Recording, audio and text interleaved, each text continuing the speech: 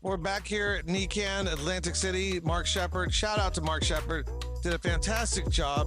A great gathering of industry professionals, license holders, ancillary auxiliary, industry experts, all kinds of people from New Jersey, Philadelphia, New York. They're all down here.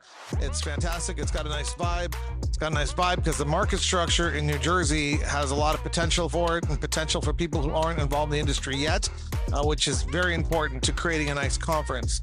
So we're very, very happy to be here. But no visit to New Jersey is complete without hanging out with Lou, getting a report on where he's at, what he's doing, how the conference was, how New Jersey's doing. So one of my favorite people in cannabis, who I met at MJ BizCon, always shout out to MJ BizCon, is Lou. How you doing? I'm good. You are also one of my favorite people. You are one of the true OGs, and we are all upon your shoulders and the work that you've done over a decade and a half or longer.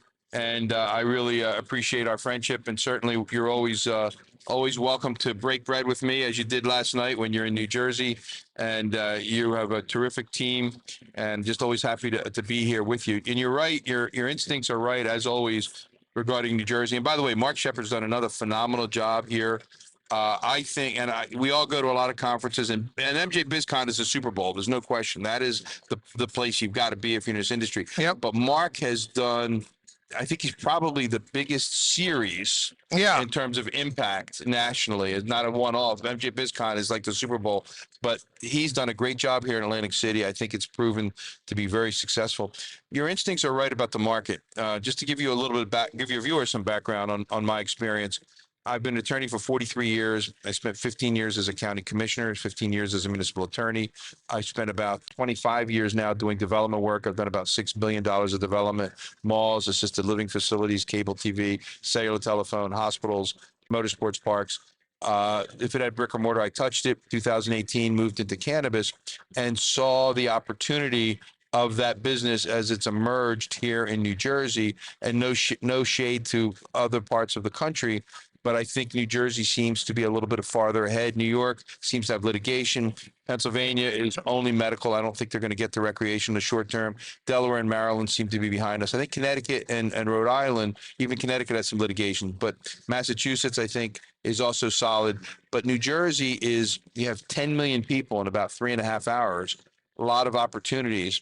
What happened in Jersey originally is that only about a third of the communities opted in for any type of cannabis. There's about 500 communities. 565 communities, and about a third opted in. But even those that opted in, many did not go with retail. They just did cultivation or processing.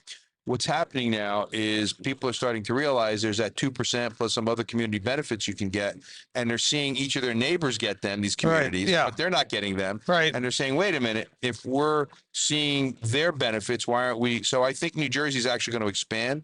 I think it's very important, though, to know where you're going to go, because you don't want to be, I don't believe, in a place where there's lots of saturation, because you're going to cannibalize each other. Yeah. I think to the extent you can, you want to be in places where nobody's been yet, or there's very small impact. Hey guys, we'll be right back to the podcast. But first, thank you to our sponsors, Jacka Rare Brands, Karma 360, and Cali FX, and our friends over at NECAN for hosting us. All right, back to the show. Other thing is there's still a tremendous opportunity for cultivation and processing, because there's still some supply chain issues, but it's very expensive to go in that route. When this first rolled out, people were talking about up to 150,000 square foot cultivation facilities. You can't afford to do that. A more intelligent way to go, or maybe a realistic way to go, it's a better word, is to phase it in. Say, you know what, we're going to start with 10 to 20,000 square feet, because it's about $400 to $500 a square to do it right in terms of cultivation. But I think there's a tremendous opportunity there. I would watch the other things that are going to happen, which is unfortunate. Some businesses are not going to succeed, and there'll be an opportunity to buy those assets. The thing that I tell people when I speak, and I've spoken now probably 24 times, I start out by saying, congratulations, you got a license, you have an opportunity to lose money. Because unless you operate it like a business and are focused like a business, you're going to lose money. Right. The only time gravity does not apply to cannabis is when we're using it. Otherwise, it always applies. With business, it's business. formats matter. And my experience when I consume cannabis is that gravity no longer applies. That's what I mean. That's what the only time gravity does not apply is when we're consuming cannabis. Yeah. But when you're consuming cannabis. Yeah, I gotcha. But if you're in a cannabis business, it does apply. You better make more money than you spend. Gotcha. And also you need to have compliance issues. I was here speaking on compliance. That's an important point.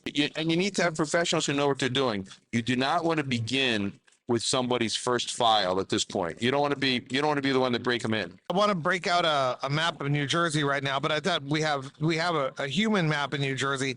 So I'll just ask you, 2/3 of the jurisdictions without retail stores yet seems to be a big push over the next 10, 20 years to change those ordinances and work with the different jurisdictions.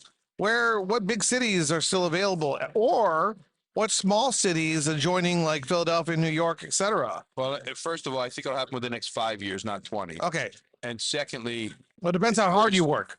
There are many small cities and I'm not going to name them because they can just call Lou and he'll tell you them. Well, also because time is going to change, and this will last forever. This video, but I would say this to you: your instincts are right. I do not believe that I tell clients to kind of avoid the saturated urban areas. Yeah. For those areas where they're either unserved or underserved. Now, that does not mean you try to convince a community that doesn't want you to take that. You don't roll the rock up the hill because it just doesn't work. But what you do is keep your ear, know people, know your lawyers, know your accountants, know the insurance professionals, whoever they might be, and say, what are you hearing in the industry? Where are there opportunities? And then you go meet with the mayor. You go meet with the council president. You go meet with the county executive, and you say, listen, this is my story. Now, you need to have a story. You need to have, I believe, a responsible story, either in cannabis or some other industry, and say, I have a proven record of success. Because the other thing that these communities are hearing are the failures of cannabis and all of the bad stories that may not even be true. Yeah. Okay. So what I say to my clients is, show them that you do not have a horn and tails, that you're a real person, that you're a person of substance, and you have a plan. And this plan you can't guarantee success, but it will increase the likelihood of success. You're exactly right that you want to look at the collar communities outside of Philly. New York, I will tell you, Hudson County is very saturated. It's a great county, but very saturated. I'd look further west. I'd look in the middle of the state. Now, the other issue is Atlantic City is a great community, also lots of saturation. Yeah. Probably. I saw 2 dispensaries across the street from each other. Probably 7 or 8 dispensaries here, probably a dozen. The leadership in Atlantic City have this idea of making it a cannabis destination, which is a good idea if they can make it work. I'm just not sure that works in a community that makes most of its money in the summer. Now, understand, I go to casinos. I don't gamble, but I love the shows. I love the restaurants, and I do that year round. But a lot of folks focus on the shore from May to October. Right. And maybe you can make a lot of money then, but you better really have your act together. But the larger point I'm trying to make, though, is I would avoid areas that are saturated. Oh, and I would also look to see there may be opportunities to purchase or to invest. There's a lot of folks that are up and running that have done all the mistakes, all the growing pains, but have run out of capital, investment opportunity. Yeah. They need somebody like you. They need people who are experienced to give them the pros and the cons, because this is a very tough business. It's one you can make a lot of money on or one you can lose a lot of money on, depending on your level of preparation, your level of professionalism, your level of knowledge. I tell folks, I'm a lawyer. I wouldn't grow a good product. Yeah. You better know what you're doing, because if you grow a bad product, either it's gonna spoil because you'll have problems with mold or some disease because the plant is, although hardy, is sensitive, or you're not going to make a good product, or you're not going to process. Know what you do. If you have a retail background, then come and look at the retail space. If in fact you're a farmer or have that agriculture background, you can grow cannabis and you'll do well. You just got to figure out. Don't force it, because if you force it, the likelihood of success, I think, decreases dramatically. But if you are a farmer in another state and you come to New Jersey, make sure you work with a local farmer, because every place is different. But the farmers know that. The point's really right. Even the greenhouses, I am personally aware of a client that came from out of state that had a good reputation, but only got the approval because he partnered with a local, well-respected farming family. So your instincts are exactly right. Again, make sure you partner with somebody from New Jersey. There's also benefits for WMBE. There's benefits for veterans. Look at all of those areas. I have a little checklist, a cheat sheet, so to speak. The other thing you want to do is you want to work with a local college. Stockton does a great job. Rowan does a great job. Rutgers does a great job on the concept of cannabis. That's becoming a real business degree that's people are learning, understanding that this is an industry that's going to only grow and prosper. But like every industry, it's not going to be straight up. It's going to be doing this. And you want to make sure you're doing this and not doing this. Who deserves credit out there for making New Jersey unlimited licenses, state level, but limited or whatever the local jurisdiction decides, local level? Who's the person? Is there a name? Is there? Ironically, not ironically, he's the Senate president now, Scuteri. Before he was Senate president, just as a senator, he was passionate about this. Yeah. Started on the medical side because he understood the medical benefits, and then recreation. I think he's clearly the father of legalized cannabis. The governor said he would do this when he ran 8 years ago, and he's done it. It took a lot of political courage. It was not nearly as popular then politically among the small elites that it was among the electorate. Once it got into the electorate with a 75% approval, then it became a little easier politically. But when he started, it was a gutsy move to do it. Certainly any of the legislators have been supportive. The legislation was written well. The regulations were written well. The CRC, the Cannabis Regulatory Commission, they take a little bit of heat. I think they've done a good job, particularly compared to everybody else. You know, to quote President Joe Biden, don't compare me with the almighty, compare me to the alternative. Well, the alternative, looking at the other states, New Jersey has done better. Main issue with New Jersey has been capital and access to capital. That has been this Nationwide issue. Nationwide.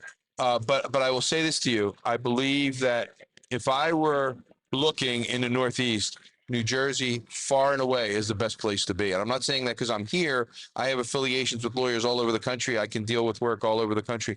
But they learned from the mistakes of the rest of the country. The other thing that's happened, and I don't know if this was intentional or just a consequence of luck, by virtue of the limitations locally, except places like Atlantic City where there's some saturation, there's not a lot of saturation yet, so that you're not cannibalizing yourself financially. And I think that's been a plus. Well, hey guys, we'll be right back to the podcast. But first, thank you to our sponsors, Jack Rare Brands, Karma 360, and Cali FX, and our friends over at NECAN for hosting us. All right, back to the show. it's hard to tell what is the exact right market structure, but I'm always seeking for less government and more local control. And so what New Jersey did is less government at the state level, right, and more local control at the local level. There must be some wild ordinances come up by some of these cities, huh? Well, a lot of them copy each other. They're copying each other? Okay, well, that could be smart. So yeah, if it's good, it stays good. If it's bad, it stays bad. Yeah. The one problem that New Jersey has is it's very much about zoning. And so it's not only that you have a couple of things you've got to do. You've got to get a resolution of approval from the governing body. You've got to get a letter from the zoning officer says it's properly zoned. If you can't get that, you then have to go for a variance with the zoning board. So there's a number of levels locally. At any point, you could be tripped up, and it makes no sense to get all that done.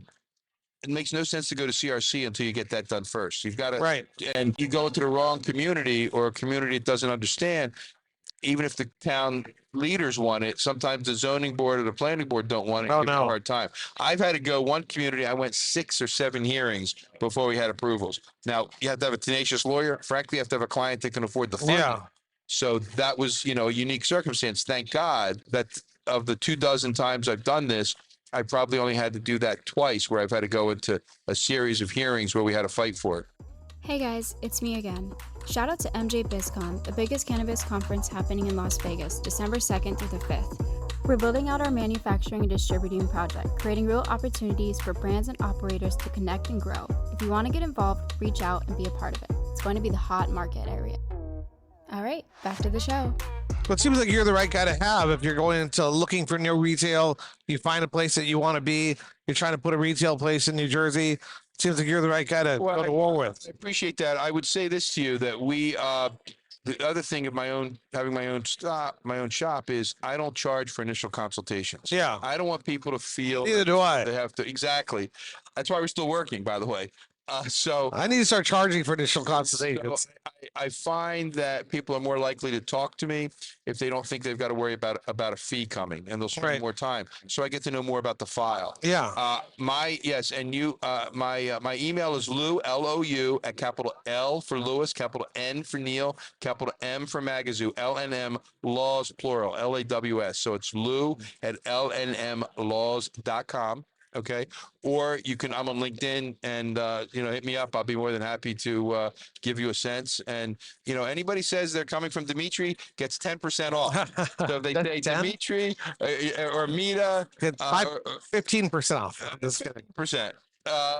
Des sent them. You're gonna get the MITA break. Lou, you're my guy in New Jersey, and I know you haven't expanded national, but you've developed an excellent reputation here, being the man to navigate, whether it's retail. Do you guys do delivery here? Yes, New Jersey does, and the only vertical integrated businesses are the original medical but so New Jersey, you can get multiples, but their individual licenses: cultivation, manufacturing, retail, delivery, distribution. Now you can do delivery as part of retail, obviously. Right. Okay. And now you can actually do, when they first rolled out, you couldn't do it. You could actually have one in each of those lanes. There's also labs, which obviously are independent from the whole process. Also unlimited labs?